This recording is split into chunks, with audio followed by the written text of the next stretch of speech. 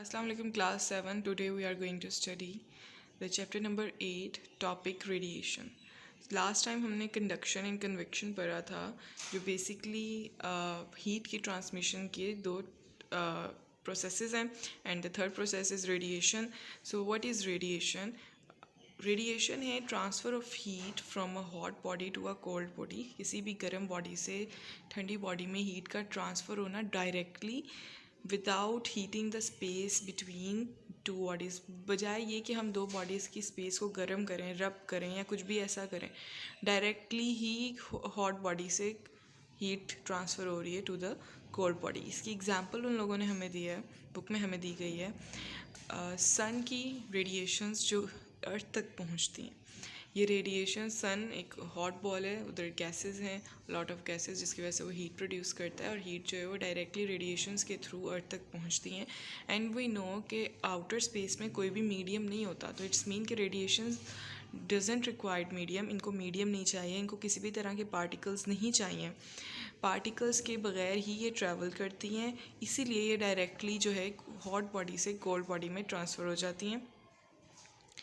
Other than this radiations की conduction भी नहीं हो सकती इस ट्रांसफ़र ऑफ हीट में डायरेक्टली, क्योंकि air is not a good conductor of heat and electricity, so air में ईज़िली नहीं होती transfer of heat, so conduction भी नहीं हो सकती। एंड देन कन्वेक्शन में क्या होता है कि सर्कुलर मोशन होता है, साइड वेज और पार्टिकल्स मूव कर रहे होते हैं, तो वो भी नहीं हो सकता हीट की एनर्जी का ट्रांसफ़र फ्रॉम द एयर, और वो बेसिकली साइड वेज में जब मूव करती है, तो इसमें कन्वेक्शन में हम लोग पढ़ते हैं कि जब वो सर्कुलर मूवमेंट कर रही होती है तो हीट सोर्स के पास बार बार पार्टिकल्स जाते हैं एंड देन वो हीट को लेकर दोबारा कोल्ड बॉडी की तरफ आते हैं, तो बेसिकली कन्वेक्शन यहाँ पर नहीं हो सकती, तो बेसिकली राइट रेडिएशंस होती हैं। So other than this example हम एक और एग्जांपल देख सकते हैं जो बेसिकली हीटर के ऊपर है। सर्दियों में जब हम हीटर यूज़ करते हैं तो हीट जो है वो ट्रांसफ़र होती है टुवर्ड्स आवर बॉडी, हमें गर्म महसूस होता है, वार्म फील होता है, और ये वार्म फील हमें तब तक होता है जब तक हम हीटर के सामने या हम उस एरिया में बैठे हैं जहाँ पर हीट है। अगर हम अपने और हीटर के दरमियान में कोई कप बोर्ड या कोई ऐसी चीज़ जो रोक सकती है हीट को अपने और हीटर के दरमियान रखते हैं, तो हीट हमारे तक नहीं पहुंचती और तब हमें ठंडा फील होने लग जाता है। सो बेसिकली ये क्यों हो रहा है? क्योंकि रेडिएशंस को मीडियम रिक्वायर्ड ही नहीं है। अगर हम उसके बीच में कपबोर्ड रख देते हैं तो रेडिएशंस बजाय ये कि हमारी तरफ आने के वो साइड्स पर मूव कर जाएंगी, ये रेगुलर मूव करेंगी। एंड ऑल्सो रेडिएशंस और रेज़ में फ़र्क होता है। रेज़ जो हैं ये लाइट रेज़ होती हैं जो लाइट से ट्रैवल करती हैं और उनका एक ही मीडियम रिक्वायर्ड होता है उनको।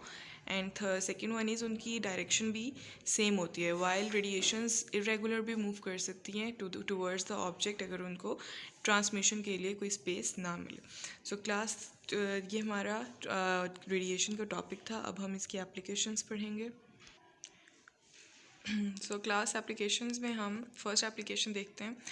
अगर हम आग के पास बैठते हैं तो हम हीट को महसूस करते हैं। सो बेसिकली जो आग से रेडिएशंस जो हैं वो हमारी बॉडी पर आती हैं एंड हम उसकी वजह से हीट को फील करते हैं और वार्म फील कर रहे होते हैं।